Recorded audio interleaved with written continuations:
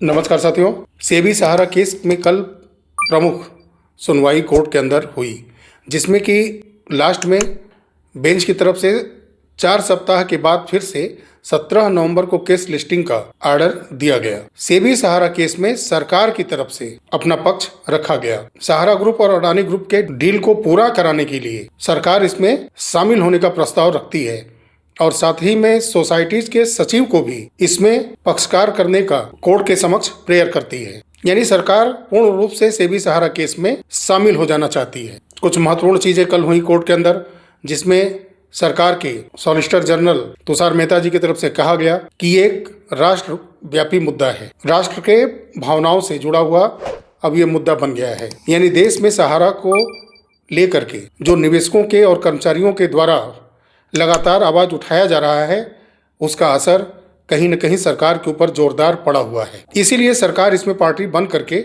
इस समस्या को समाप्त करना चाहती है। सहारा ग्रुप और अडानी ग्रुप के डील को आखिरी अंजाम तक पहुंचाना चाहती है। और ऐसा मैं इसलिए कह रहा हूं कि जो 4 सप्ताह का समय कल कोर्ट के द्वारा ऑर्डर में निर्धारित किया गया था, अब वो सिर्फ 20 दिनों का बनकर के रह गया है। अगली सुनवाई का डेट टेंटेटिव लिस्टिंग 7 नवंबर 2025 सब कर दिया गया है सेबी सहारा केस के लिए। इसके कई मायने हो सकते हैं। सबसे पहला आप ऐसा कह सकते हैं कि भारतीय जनता पार्टी इसका राजनीतिक लाभ लेना चाहती है, क्योंकि 6 नवंबर को प्रथम चरण का चुनाव है बिहार में और 11 नवंबर को दूसरे चरण का वहां पर वोटिंग होनी है।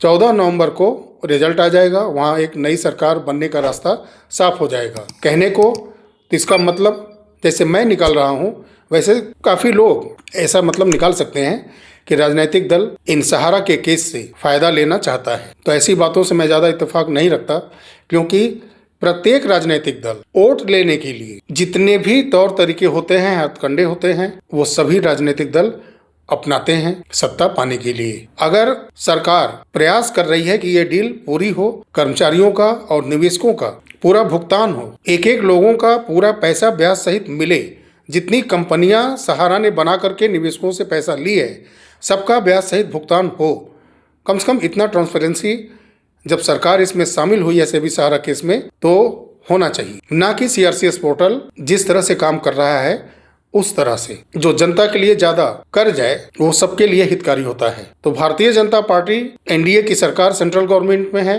और सेंट्रल गवर्नमेंट के advocate solicitor general Tushar Mehta ji हैं और सरकार का इस केस में पार्टी बनना, सोसाइटी सचिव को शामिल करने का इस केस में पक्ष रखना, इस केस के लिए एक नई दिशा तो अवश्य था। लेकिन डेट का परिवर्तन ये अब दर्शाता है कि सरकार चाहती है कि इसका कोई न कोई बड़ा निर्णय बिहार चुनाव के पहले दिखे, ऐसा मैं मानता हूं।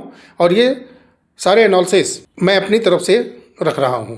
हो सकता है ऐसा ना भी हो सकता है हो, लेकिन हो कुछ भी, सहारा के करोड़ों निवेशकों को सहारा की तरफ से जितने भी प्लान लॉन्च किए गए उन सभी का ब्याज सहित भुगतान हो, कर्मचारियों की पूरी सैलरी मिले जो बकाया है, ग्रेचुइटी मिले, प्रोविडेंट फंड मिले जो भी बनता है उनका, ऑफिसों के रेंट मिले, जो बिल वगैरह बकाया है वो मिले। बस यही उम्मीद रहती है। कोई भी राजनीतिक दल हो, सभी का काम है कोई भी हथकंडा अपनाए, लेकिन मेरा लक्ष्य यही है कि किसी तरह से ऐसा माहौल बने कि सबका पैसा मिलना शुरू हो जाए, या कोई एक ऐसा माध्यम बन जाए सभी लोगों का डाटा वहां पहुंचे और उनको भुगतान मिले। इस बात का दुख अवश्य है कि कल कोर्ट के अंदर कर्मचारियों के लिए तो आवाज़ उठ गई, लेकिन करोड़ों निवेशकों के लिए इस तरह से आवाज़ कोई नहीं उठा पाया।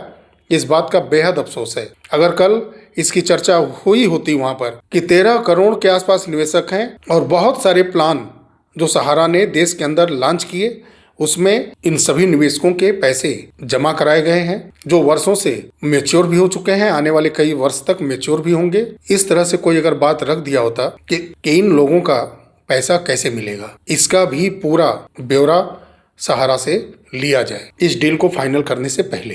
खैर, मैं संतुष्ट हूं। लगातार करोड़ों निवेशक के लिए, लाखों सहारा के कर्मचारियों के लिए जो मैं अपने चैनल के माध्यम से अलग अलग तरीके से विकल्प रखता हूं, जब चीजें उस तरह से ढलती हुई नजर आती हैं तो मन को तसल्ली मिलती है और पूरी उम्मीद है कि आने वाले समय में कोर्ट के अंदर निवेशकों की बात भी रखी जाएगी और निवेशकों का पूरा डेटा कोर्ट के सामने सहारा को रखना ही होगा। तो चलिए साथियों, सुनवाई का टेंटेटिव लिस्टिंग डेट 7 नवंबर 2025 सेबी सहारा केस में शो कर रहा है और मायने कोई हो, लेकिन ये निवेशकों और सैलरी जिनका बकाया सहारा के ऊपर, उनके लिए फायदेमंद है।